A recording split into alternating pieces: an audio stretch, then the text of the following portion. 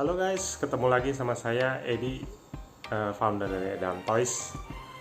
Di kesempatan kali ini saya mau sharing soal berani rugi.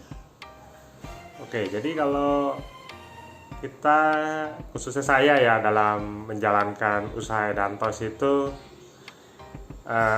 kita sering mengalami namanya salah perhitungan gitu. Ya nggak sering sih ya, cuman beberapa kali kita menemukan kita ada kesalahan lah ya. Ya maklum, namanya juga manusia, pasti ada aja melakukan kesalahan.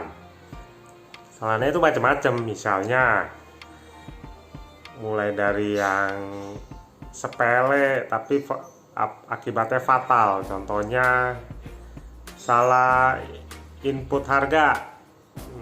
Harganya 10.000, harganya 100.000, kita tulisnya kurang 0 jadi 10.000. Harganya 62.000, kurang 0 jadi 6.200. Nah, jadi tiba-tiba barang tersebut terjual, ya mungkin karena orang barang 100.000 hanya 10.000, ya dia lihat wow ini murah sekali, ya dia langsung. Kalau di Edan Toys itu kan yang bagian upload produk dengan bagian packing, yang bagian terima order kan orang yang berbeda. Jadi mungkin kalau karena yang bagian upload produknya salah input harga, yang bagian packing kan dia udah nggak ngecek lagi apakah harga itu benar apa tidak. Bagian packing, bagian terima orderan hanya taunya oh ada orderan masuk, ya dia langsung dia proses gitu. Ya akhirnya terjadilah kita mengalami kerugian lah.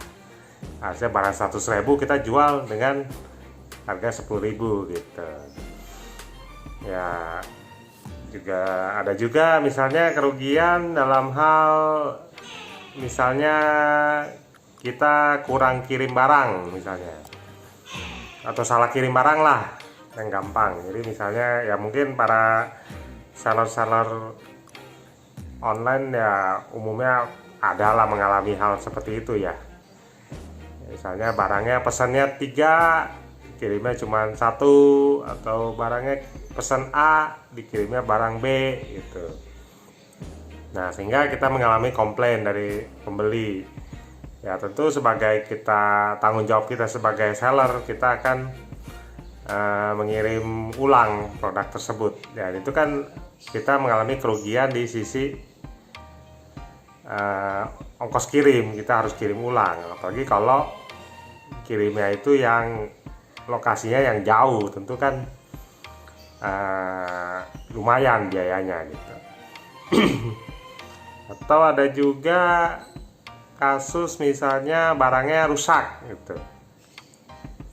Mungkin kalau saya kan di online mainan, ya kadang ada mainan-mainan itu yang bahannya itu ringkih ya, yang gampang pecah. Ya mungkin kalau seller-seller yang bergerak di bidang barang-barang plastik, barang itu, nah ini yang sering ngalamin seperti saya nih, yang barangnya mudah pecah, ketindih di ekspedisi, ya dia riskan lah untuk pecah. Nah, kita gimana merespon hal ini gitu. Ya kalau saya sih biasanya yang saya lakukan kalau misalnya barangnya pecah, seringnya saya akan lihat sih kasusnya apa. Misalnya kalau memang barangnya nggak seberapa, nilainya ya paling ya udahlah saya kirim ulang, atau ya udahlah nggak usah bayar lah, udah gitu, kita kembalikan uang barang tersebut kepada si pembeli gitu. Jadi pembelinya nggak usah bayar lagi, udah. Jadi udah kita anggap udah selesai lah, cash close gitu. Terus kita rugi dong, ya jelas kita rugi.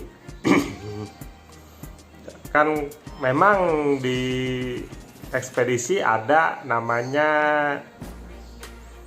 apa ya, asuransi ya. Ya memang ya itu semua opsional sih, kalau teman-teman mau mewajibkan wajib asuransi untuk setiap produknya, ya itu akan baik gitu, akan lebih baik. Ya, cuman emang ada beberapa produk saya nggak saya wajibkan asuransi sih. Jadi ya ngomongnya kalau terjadi kerusakan ya saya yang lebih bertanggung jawab untuk menggantinya. Saya yang bertanggung jawab atas kerugiannya gitu. Ya karena pengalaman saya mengurusin asuransi itu juga nggak gampang sih. Jadi menghabiskan waktu juga, bertele-tele lah gitu, nggak semudah ini langsung klaim begini-begini udah beres, nggak semudah itulah. Banyak dokumen-dokumen harus disiapkan, foto-foto, bukti-bukti. Jadi kayaknya udah keburu males aja sih kalau setiap ini komplain kita, jadi waktu kita habis untuk ngurusin hal-hal seperti itu. Kecuali kalau memang barang yang mahal, mungkin worth it untuk kita perjuangkan ya. Tapi kalau misalnya barang-barang ya, kebetulan mainan saya misalnya harganya cuma 10.000, ya udahlah, udah kita anggap aja, udahlah kita ikhlasin aja lah, ngomongnya gitu ya. Ya cuman memang kan kita meminimalisir kerusakan-kerusakan itu dengan packing yang baik, dengan segala macam usaha yang kita lakukan supaya jangan sampai banyak yang rusak gitu ya. Kalau misalnya 1-2 yang rusak, kita anggap itu hal yang wajar lah terjadi gitu. Ibaratnya kalau kita membuat suatu pabrik, tentu kan pabrik itu juga pasti banyak namanya barang BS, barang yang gagal, QC gagal gitu lah ya. Ya itu ya kita anggap aja seperti itu gitu. Ya jadi intinya adalah kita jualan itu nggak bisa namanya selalu menang terus gitu, nggak bisa kita selalu untung terus.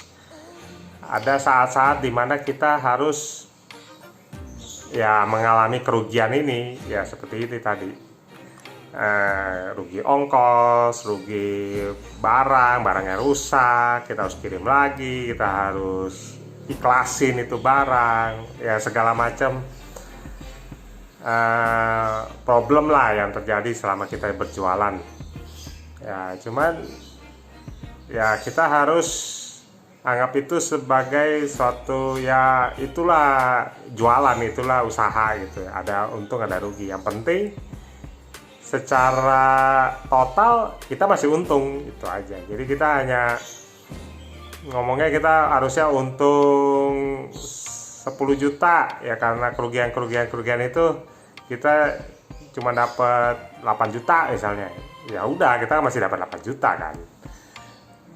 Jadi nggak bisa kita udah patokan ini jual barang ini kalau habis dapat 10 juta harus 10 juta, nggak bisa begitu juga. Jadi kita harus siapin diri kita pasti akan ada kerugian, ada kesalahan. Yang penting di ujung cerita kita pasti untung, udah itu aja sih ya. Jadi kesimpulannya sih itu ya, kalau teman-teman punya pendapat lain ya, atau punya pemikiran lain, kalau saya mah nggak bisa, saya mah harus semuanya harus nggak boleh saya rugi, semua harus saya untung ya, itu semua kembali ke teman-teman punya prinsip lah ya. Ya cuma kalau saya sharing dari saya sih, saya melakukan itu. Jadi kalau dengan begitu saya juga menjalankannya lebih tenang, nggak pusing mikirin aduh nih salah, saya pusing mikirin kesalahan itu aja yang saya pikirin.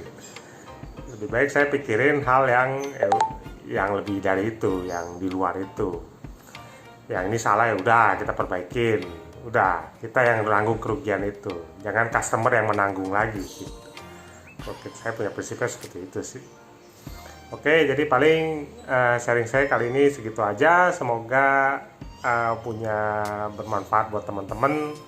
Kalau teman-teman punya masukan mau bahas apa, mungkin boleh tulis di komen. Jangan lupa subscribe dan share ke teman-teman yang lain. Thank you, sukses.